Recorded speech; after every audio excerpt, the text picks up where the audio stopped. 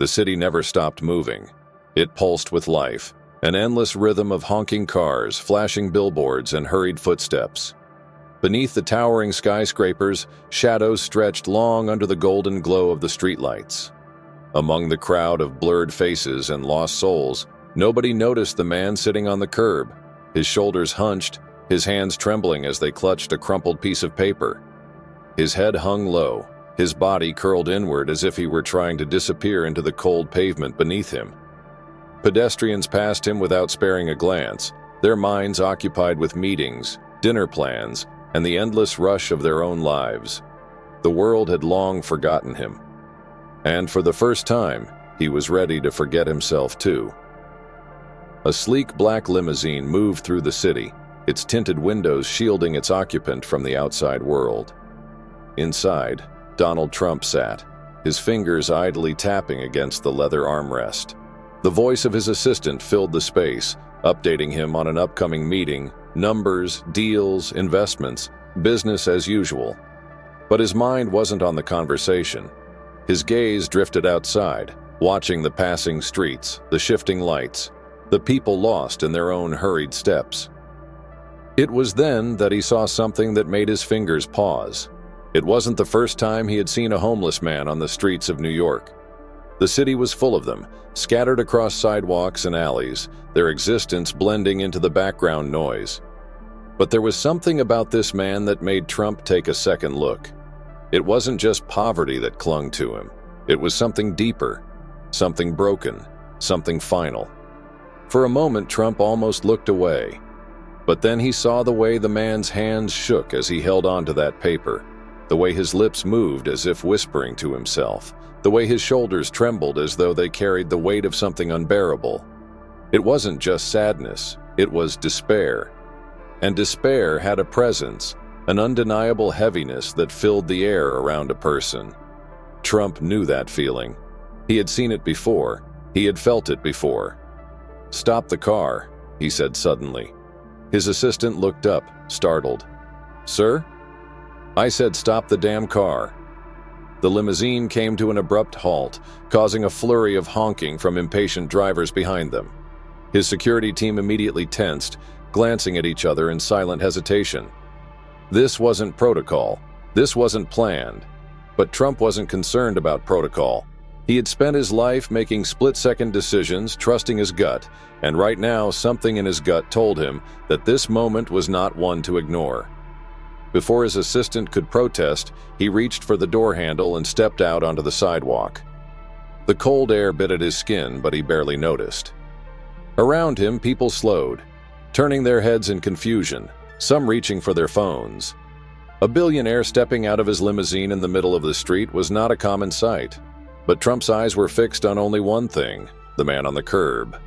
The man didn't seem to notice him at first. His head remained bowed, his breathing shallow. But then, slowly, as if sensing something, he lifted his face. And the moment his red-rimmed, hollow eyes met Trump's, something strange happened. He froze. His breath hitched. His expression shifted from exhaustion to disbelief, as if he were staring at a ghost. For a long moment, neither of them spoke. Trump frowned slightly. That reaction wasn't normal.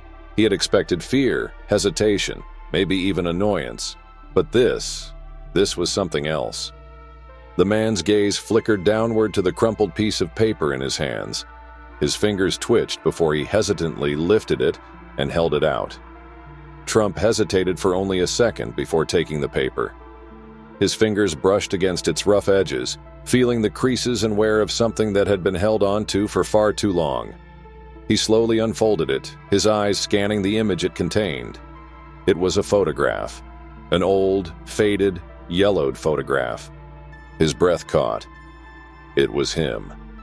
A much younger version of himself stood in a sharp suit, shaking hands with a boy no older than 10. The child in the picture was smiling, full of innocence, full of hope. Trump's heart pounded as his eyes flickered back to the man sitting before him. The recognition dawned like a slow-burning flame. This wasn't just any man. This was the boy from the picture. He exhaled sharply. "This is you." The man swallowed thickly. his Adam's apple bobbing as he nodded. He was barely able to speak, his voice hoarse from disuse. "I met you once," he whispered. "A long time ago." Trump studied him closely. He had met thousands, no, millions of people over the years. Faces blurred together, names forgotten, but this man, this broken figure in front of him, remembered every detail of that day. "You told me something," the man continued, his voice raw with emotion. "You shook my hand, looked me in the eye, and said, 'If you work hard, you'll be someone, and if you ever need help, reach out.'" He let out a bitter laugh, his eyes dark with something close to sorrow. "I believed you." Trump felt an unfamiliar weight settle in his chest. He had no memory of this encounter, no recollection of the words he had spoken that day. To him, it had probably been nothing more than a passing moment, a brief interaction in a lifetime of countless handshakes and fleeting conversations. But for this man, it had been everything. The man's hands clenched into fists. "I worked hard," he murmured. "God, I worked hard. I built a life, a family, a future." His voice wavered. "Then I lost it all." Trump inhaled deeply, waiting. "My son got sick," the man continued, his voice barely above a whisper. "I went bankrupt trying to save him, and then there was nothing." The air between them grew still, thick with something unspoken. Trump had built his life on winning, on never losing, on always being in control. But standing here, looking into the eyes of a man who had once held on to his words as a lifeline, he felt something he rarely ever felt. Helplessness. He could see it in the man's face, the exhaustion, the pain, the quiet acceptance of a life that had chewed him up and spit him out. He had reached his limit. He had reached the end. "I tried to fight back," the man whispered. "I tried, but I was drowning, and every time I reached for something to hold on to, it slipped right through my fingers." His voice broke. "And then, one day, I remembered you." Trump felt a slow, sinking feeling in his stomach. "I walked into Trump Tower," the man said. "I asked to see you." He let out a humorless chuckle. "Security threw me out before I even got to the lobby." Trump's jaw tightened. The weight of those words settled deep into his bones. This man had held on to hope until the very last moment, and when he had finally reached out, when he had finally gathered the courage to ask for help, the door had been slammed in his face. For the first time in his life, Trump didn't know what to say. He looked down at the photograph again, at the two figures frozen in time, the boy who had once believed in a future, and the man who no longer did. And then, slowly, he made a decision. His fingers clenched around the paper. Something inside him shifted. This wasn't just another moment. This wasn't just another face in the crowd. This was a second chance. And for the first time in a long time, Trump realized some things were more important than business. Some things couldn't be ignored. And this was one of them. The city noise faded into the background, swallowed by the thick silence hanging between them. The weight of the photograph in Trump's hands was nothing compared to the weight of the moment. He had lived his life making powerful decisions, shaping the future with calculated moves. Yet standing here on this cold pavement, he felt something he wasn't used to. Hesitation. The man before him, the boy from the picture, was now nothing more than a hollowed-out shell, emptied of the hope he once carried. The look in his eyes was worse than sadness. It was the quiet surrender of someone who had long stopped expecting a way out. Trump let out a slow breath, fingers tightening around the old photograph before carefully folding it and slipping it into the pocket of his overcoat. He studied the man's face, trying to bridge the years between the child in the photo and the figure slumped before him.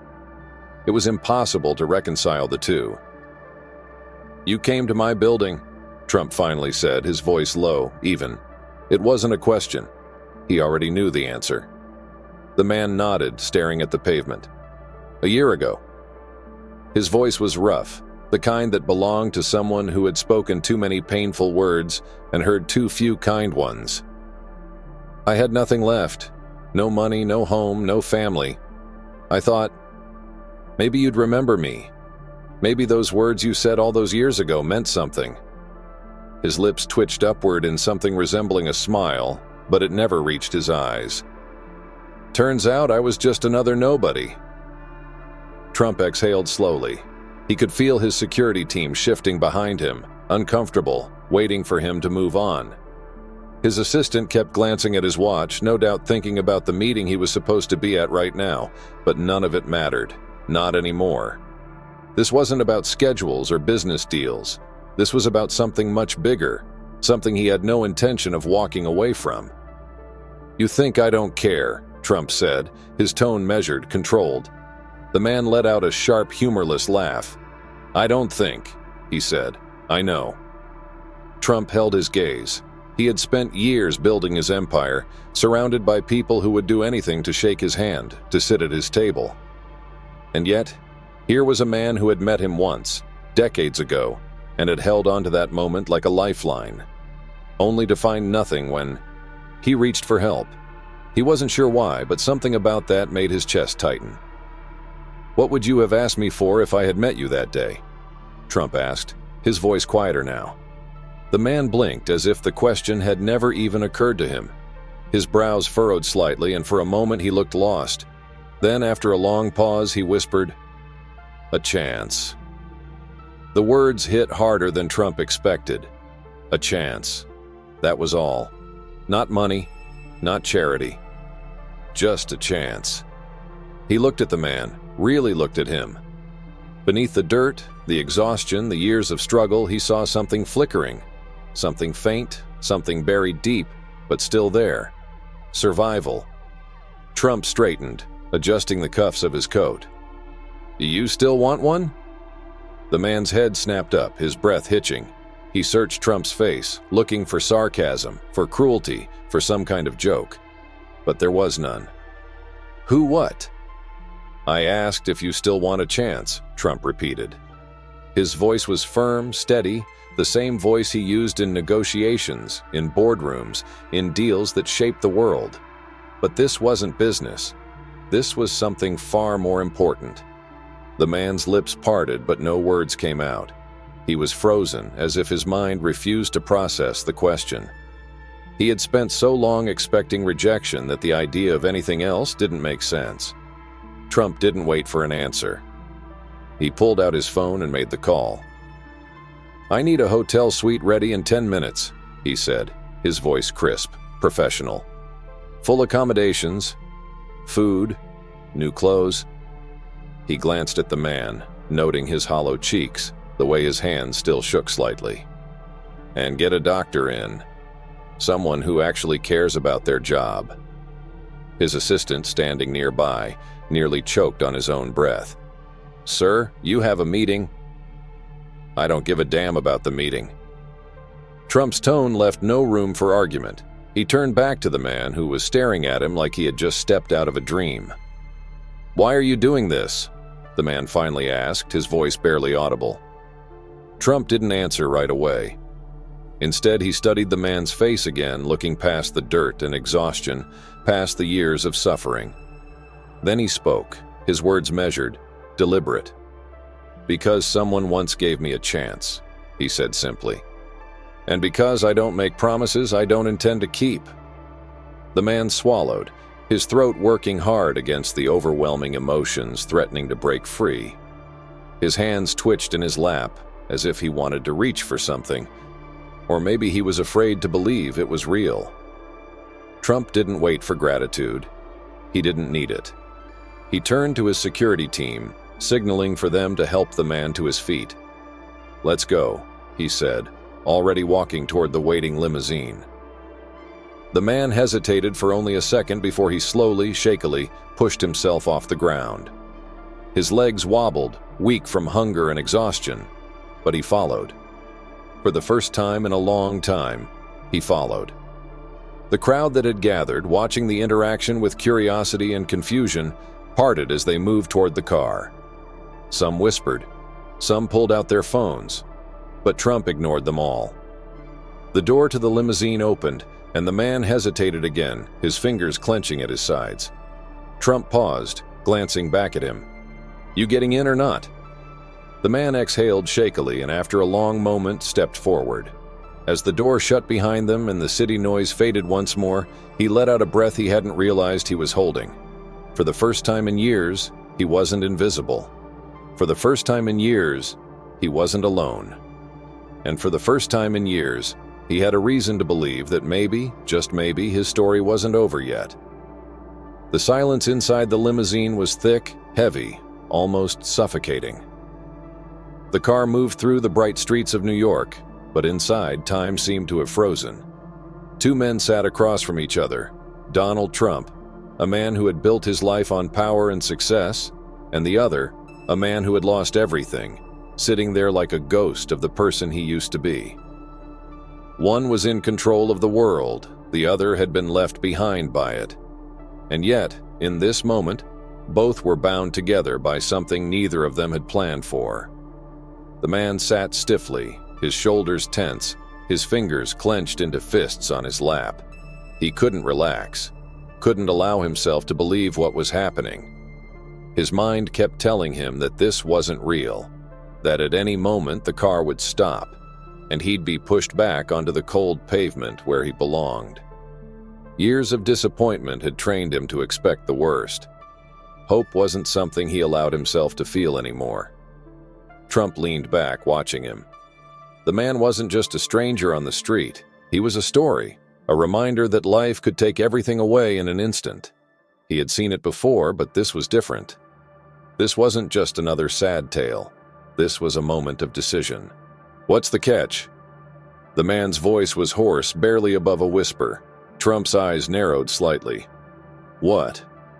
The man inhaled shakily, staring down at his hands. "Nobody helps for nothing," he muttered. "Not in this city." Trump let the words settle for a moment before exhaling. "You think I'd stop my car, bring you here, set you up in a hotel, just to ask for something in return?" His voice was steady, unreadable. The man swallowed hard, his throat dry. "I don't know what to think." Trump studied him.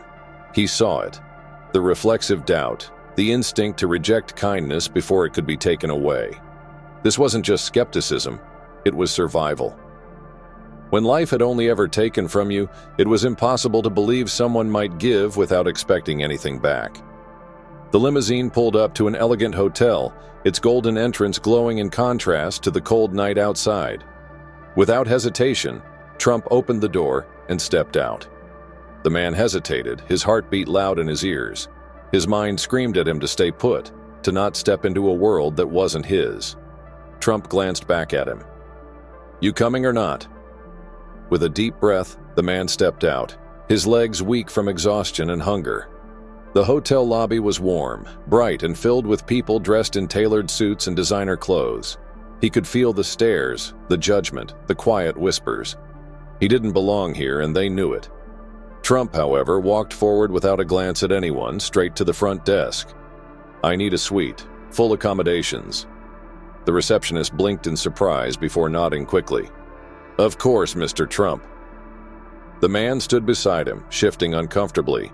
He could feel the weight of his own presence, the way he didn't fit in this world. His hands clenched at his sides. He shouldn't be here. Trump turned toward him. "You hungry?" The question caught him off guard. His lips parted, but no words came out. Trump didn't need an answer. He turned back to the receptionist. "Send up a meal, something good." Minutes later, they stood in a hotel suite that felt unreal. The man stepped inside hesitantly, his feet sinking into the plush carpet. The bed looked untouched, the bathroom larger than some of the places he had slept in over the past year. He ran his fingers over the surface of the table, feeling the smooth wood beneath his fingertips. It felt like another life, like another person's world. Trump leaned against the doorway, watching him. The man turned, his expression unreadable. "Why are you doing this?" His voice was quieter now, as if he was afraid to hear the answer. Trump exhaled, rubbing a hand over his jaw. "Because I could have been you," he said simply. "And if I had been, I'd hope someone would have stopped." The words hit harder than the man expected. He turned away, rubbing a hand over his face. His chest ached. His throat burned. He had spent so long believing no one cared, that the world was done with him. And now, here he was, standing in a hotel suite, being given something he hadn't dared to dream of, a second chance. Trump's voice was steady when he spoke again. "You don't have to trust me. You don't have to understand it. But you do have to make a choice." The man turned back, eyes wary. "A choice?" Trump nodded. "You can take this as a temporary fix, a warm bed, a hot meal, and then go right back to where you were, or you can let this be the beginning of something else." The man clenched his jaw, his hands tightening into fists. "And how do I do that?" Trump's lips pressed together, his gaze unwavering. "You start by wanting it." Silence filled the space between them, heavy with meaning. For the first time in years, the man felt something shift inside him. A spark, a possibility, hope. He didn't know what tomorrow would bring. He didn't know if he would wake up and find this had all been a cruel joke. But for tonight, for the first time in as long as he could remember, he wasn't alone. And that was enough. The night felt different. The air inside the hotel room was warmer than anything the man had felt in years. The silence wasn't the same suffocating emptiness he was used to. It was softer, quieter, almost peaceful. He stood near the window, looking out at the city below. A city that had chewed him up and spit him out more times than he could count. Yet tonight, for the first time in a long time, he wasn't out there, lost in the noise. He was here, in a place he never thought he'd step into again. Behind him, the door clicked shut as Trump left the room, giving him space, giving him time. The man still didn't know how to process what had just happened. Why had Trump stopped? Why had he helped? He had spent years convincing himself that no one cared, that no one saw him anymore. And yet tonight, someone had. The same man who had once promised him in passing that hard work would take him far, that if he ever needed help, he should reach out. He exhaled, rubbing a hand over his face. His body was exhausted, but sleep didn't come easily. He was afraid that if he closed his eyes, he'd wake up back on the streets, cold, hungry, and invisible again. The next morning came faster than he expected. When he opened his eyes, the first thing he saw was the ceiling, clean and white, nothing like the sky he had been used to seeing above him every time he woke up. The bed beneath him felt too soft, too real. His fingers curled into the sheets, almost as if he needed to hold on to them to remind himself that this wasn't a dream. There was a knock at the door. He sat up, his body stiff from months, no, years, of neglect. He hesitated before slowly getting to his feet, walking to the door, every step making him question if he should even be here. He pulled it open. A man in a neatly pressed uniform stood outside, pushing in a cart of food. The scent hit him first, warm, rich, filling. It had been so long since he had smelled food like this. His stomach clenched at the memory of hunger, of weeks spent surviving on whatever scraps he could find. "Compliments of Mr. Trump," the man said before stepping out, leaving the cart behind. The man stared at the food, his fingers twitching slightly. This wasn't just a meal, it was something more. It was proof that this was real. He sat down slowly, picking up a fork with shaky hands. The first bite was cautious, careful, as if his body still didn't trust that this wasn't some cruel joke, but when the warmth of the food spread through him, something inside him cracked. He hadn't realized how empty he had felt for so long. He finished the meal in silence, his mind racing. What now? He had a bed, he had food. But what came next?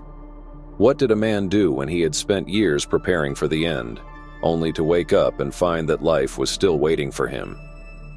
Hours passed.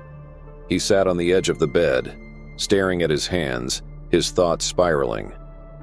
And then, just when he had convinced himself that maybe this was all temporary, that maybe he should leave before this kindness was taken away, the door knocked again.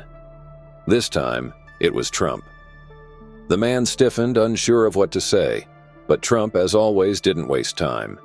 He stepped into the room, looked around briefly, then turned his gaze back to him. "You look better," Trump said simply. The man swallowed. He wasn't sure how to respond to that. He started, but the words stuck in his throat. Trump stepped forward, placing something on the table between them. The man looked down. It was a small, neatly folded piece of paper. "A job interview," Trump said. "Tomorrow morning." The man's heart pounded. He stared at the paper as if it might disappear if he touched it. "A job?" "You wanted a second chance," Trump said, watching him carefully. "Here it is." The man inhaled sharply.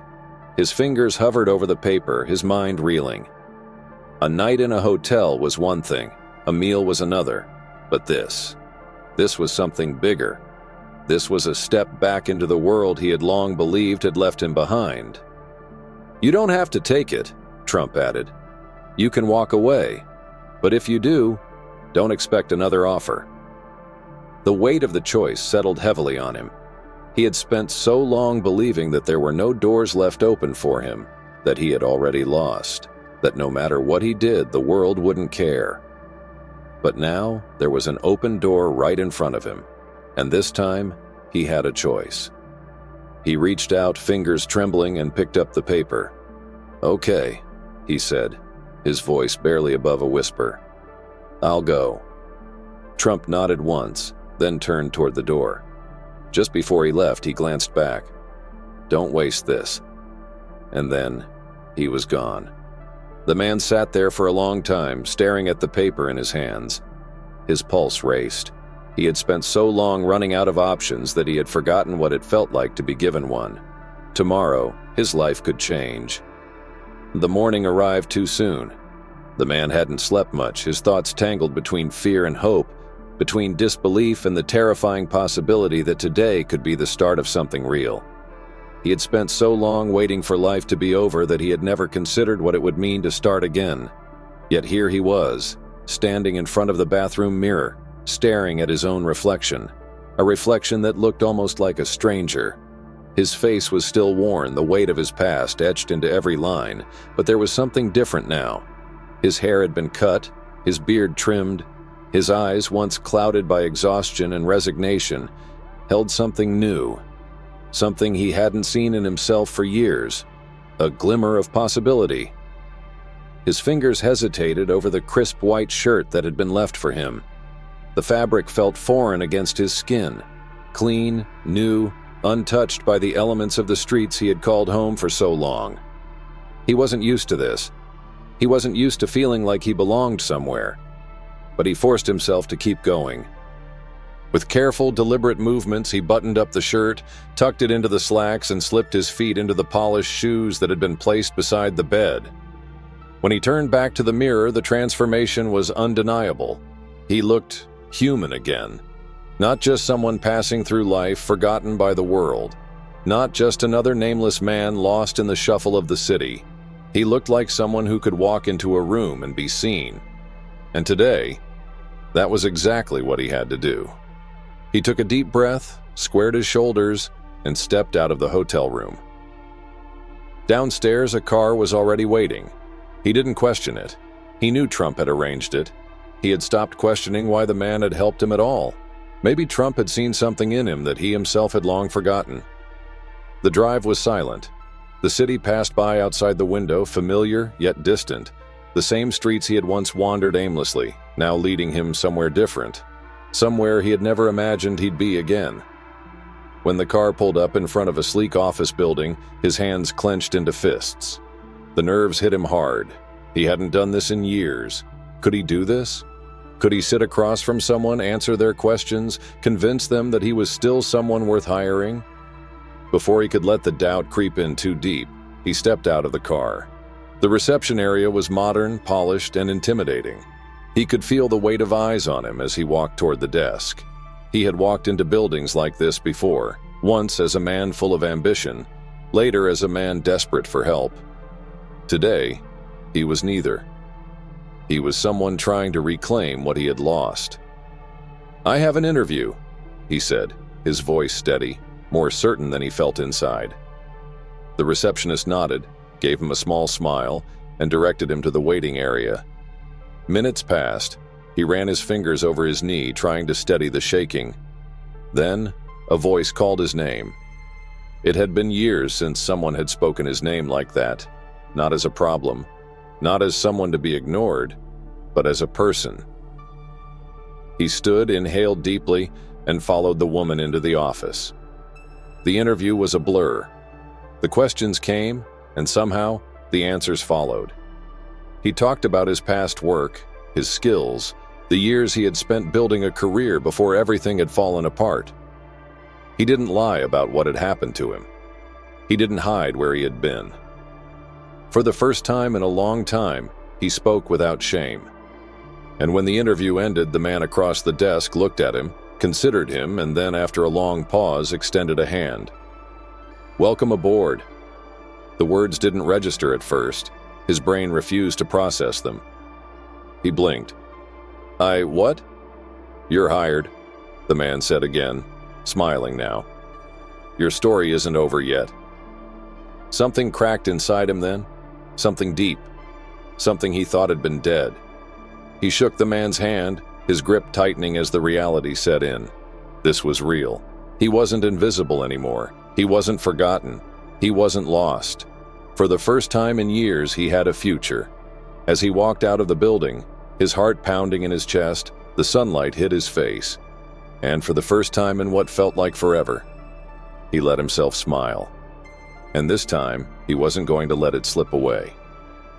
The sun was beginning to set, casting a golden glow over the towering buildings, reflecting off the glass windows like shimmering fragments of a city that never stopped moving.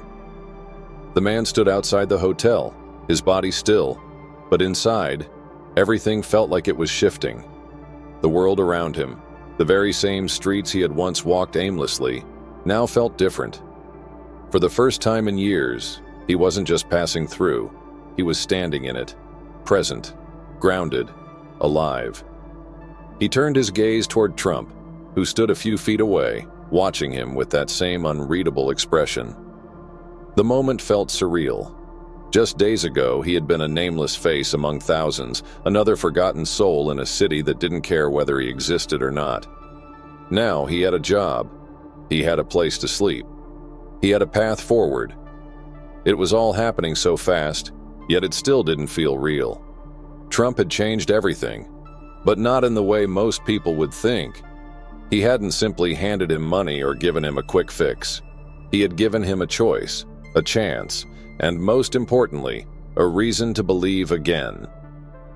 The man exhaled slowly, his throat tight with emotions he didn't quite know how to put into words. He had rehearsed a thank you in his head 100 times since stepping out of that interview, but now that he was standing here, face to face with the man who had turned his life around, he realized something. There weren't words big enough to capture what this moment meant. Still, he tried. "I don't know how to—" "Don't!" Trump cut him off, shaking his head slightly. His voice wasn't dismissive, but it was firm, controlled. "You don't owe me anything." The man studied him, searching his face. "Then why did you stop?" Trump exhaled, turning his gaze toward the city for a brief moment before answering. "Because someone once gave me a chance." He looked back at him, his eyes sharp, serious. "And because I don't make promises I don't intend to keep." The words hit deep, settling inside the man like something heavy, but necessary. He understood now. This had never been about charity. It had been a challenge, a test, a chance to prove to himself that he wasn't as lost as he had believed. And now, it was up to him to decide what to do with it. The city bustled around them, people passing by without a second glance. For them, this was just another evening, another busy street. But for him, this was everything. The man inhaled deeply, the weight of years of failure and regret pressing against his ribs before finally releasing with that one breath. "I won't waste it," he said, his voice quieter but firm. Trump didn't smile, but there was something approving in the slight nod he gave. "See that you don't." And then, just like that, he turned and walked away, disappearing into the ever-moving crowd, leaving the man standing there watching him go. He lingered for a moment, staring at the place where Trump had just been, before slowly turning to face the city. This time, it didn't feel so cold. It didn't feel so distant. It felt possible. His story wasn't over. It was just beginning. Every day we pass by people who are fighting battles we know nothing about. Some of them, like this man, are on the verge of giving up, believing that the world has forgotten them. But sometimes all it takes is a single moment, a single act of kindness, to change the course of a life forever. This story isn't just about a second chance. It's about the power we all have to make a difference. What would you do if you were in Trump's position? Would you stop? Would you help? Have you ever witnessed a moment where kindness changed someone's life? Share your thoughts in the comments below. And if this story moved you, if it made you think, don't forget to like, share, and subscribe for more powerful real-life stories that remind us all of the impact we can have on the world. Because sometimes, the smallest act of kindness can change everything.